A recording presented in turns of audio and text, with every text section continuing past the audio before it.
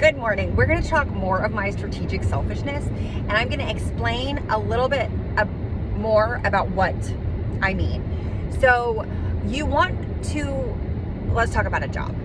So you want jobs that will move you forward, and it doesn't matter in what way. It doesn't have to be a promotion. It can be leveling up, and now you are gaining this new experience. So it doesn't always have to be monetary wise that you're moving up. Education, you can be moving up as well. Like educationally moving up. So my first job, I was a lifeguard at 16. I wanted to make some extra money. I wanted to be around cute boys, and I wanted a tan. I got paid to do all of that, all right? So that's why I chose to be a lifeguard at Waterworld, because I could experience that.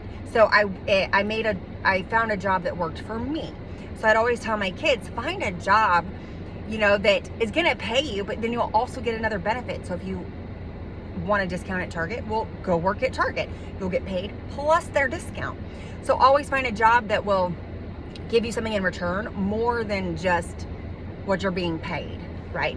So the second thing you can do after my divorce, I just wanted to be plugged into somebody else's puzzle. I was done. I had my own business for a long time, and my own fitness business, and I loved it, and I would do it again in a heartbeat. But I feel like fitness was my segue. Like, now I meant for greater things. Fitness will always hold a place in my heart, and I would always do it again. But I feel like my books can reach so many more people, and what I have to say. So yes, so I've segued, but I went to work for Spenga, which is it is still my number one fitness studio, y'all. If you are looking for a place to work out, Spenga is spin, strength, and yoga, 20 minutes each. So efficient. You get all three modalities. You don't have to worry about stretching later because you do a full 20 minutes of yoga. You don't have to worry about figuring out your strength routine because they do it there for 20 minutes, and then you do 20 minutes of spin. It's incredible. You get it all done in an hour, and you don't have to worry about it for the rest of the day. So, but when I started working there, I started minimum wage. I think I was making $10 an hour, y'all. That's not even minimum wage in Texas, but it's a little bit above. But I was making $10 an hour. I was a front desk associate. I was 40. Was I just 40? Yeah, I was 40, y'all. 40. Starting over because my business failed because I had to concentrate. I let it go.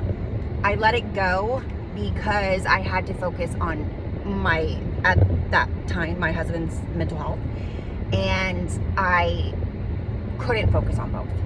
So then I got a divorce, and I needed to, instead of revamping all of this like I should have, I needed my mind for other things. So I just wanted to be put into somebody else's puzzle. So I started working at Spenga. Again, I knew that I liked their concept, so I wanted to work there. It was still in the fitness industry. I knew I could gain some more knowledge. So originally it was just to be put in somebody else's puzzle piece, possibly learning more, but I knew at least I needed to get in. Slowly but surely within the year, this also all during COVID, okay, all during COVID. But I worked my way up to manager, and even though they couldn't pay me what I wanted or what I was making with my business, I knew the knowledge, what I was learning, and being paid at the same time, learning the ropes to own a franchise one day, or to what would it actually take to own a brick and mortar. Because I would, with my business, I subcontracted out of gyms, or I subcontracted out of gymnastic studios, or parking lots, like school parking lots. So I didn't have my own space, which again, subcontracting out is phenomenal. One of the gyms that I subcontract out ended up catching on fire and burning down. Guess what?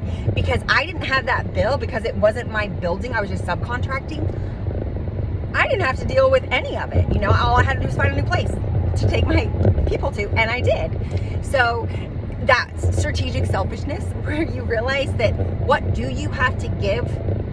What do you have to actually do? Because it's not as hard as y'all think.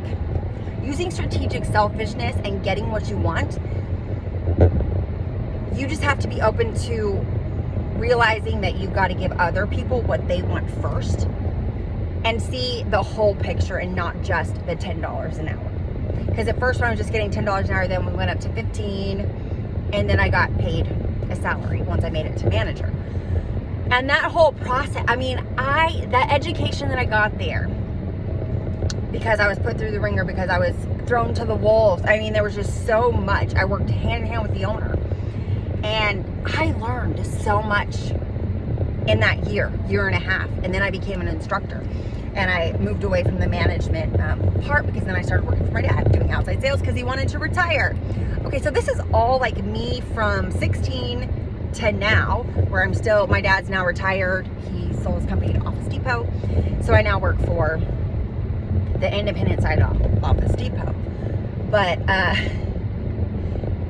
because I know that this is a great job for what it is, I get paid excellently for what it is. You know, I'm very happy with where I'm at, but it also gives me the creative space to keep going, or to know that I know that where I'm at right now is not where I'm going to be forever.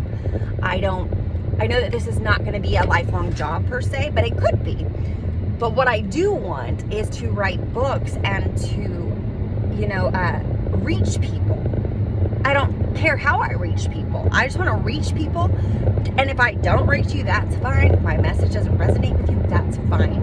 But I know there's someone out there, there's people out there who it will resonate with. And so that's why I think writing is my new thing. So again, strategic selfishness. So everywhere, you always want to have one thing solid while you're continuing to learn, continuing to grow, continuing to adapt, continuing to have dreams and ambitions. But you have to use your strategic selfishness to make it work for you while it works for others. So that's my goal. That's my solid book that I'm writing, okay? And like I've said, there's lots of segue books that I'll be writing as well. But this is that main one that I think will set me apart. And then I have, okay, y'all, this is a very tall order, but you're going to hear it here first. Sylvia Plath, my second book, okay. This is what I'm going to try to do. Again, this is a very tall order. I don't know if I have what it takes. I think I could if I study enough, if I practice enough, if I, find the right mentors. I think I could have what it takes to do what Sylvia Plath was hoping to do before her death. She wanted to write the healthy version of the bell jar. I don't know what she meant by that. I don't know what somebody else, that was like a conclusion, I think from either her mom or somebody, one of the people who has studied her said that was what her hope was, to write the healthier version, or the healthy version, like what it looks like to be in that. And I feel like I'm so much like her, except for like I feel like we're just so complex and so complicated. And it's getting hot in this car. Where was I going with that? Okay. So anyways, I think I can write that version. Maybe not as myself, because I'm not the one going through to rehabs, but I lived with somebody who I saw the unraveling. I saw what can happen to somebody's mind. And because I've lived with that twice. Lived with that, I'm sorry. I shouldn't live with like that condition when my ex was under his extreme mental health days. So because I lived with that, I think I know what it takes to get through that, to come out on the other end still positive. I don't know, but I think I can somehow fictionalize what that would look like to come out healthier and then live a healthy life, using still though what you have learned in your past from your own mental health, or how it saved you.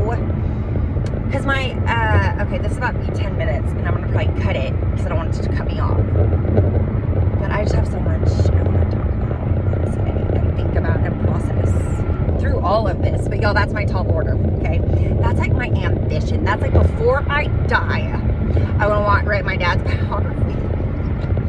Because he's lived an amazing, phenomenal life that I have been privy to, you know, to live in it as his daughter. So that's one. And then the second is the bell jar, what Sylvia Plath was hoping to do with her next, you know, fictional novel. Her next novel. I guess their novels are fiction. So learning all the lingo too. Okay. Feels good to kind of be back. I mean, every morning it's a little... I want to do these more often so I get more... I feel like it takes me a good 3-4 minutes to kind of get on my roll. It's like the warm-up. I have to warm up to my ups and downs, like la la la la la la la la. I do not have good pitch, so that's not really what I do. But I'm saying sometimes in my verbiage, what I try to say, I get better as I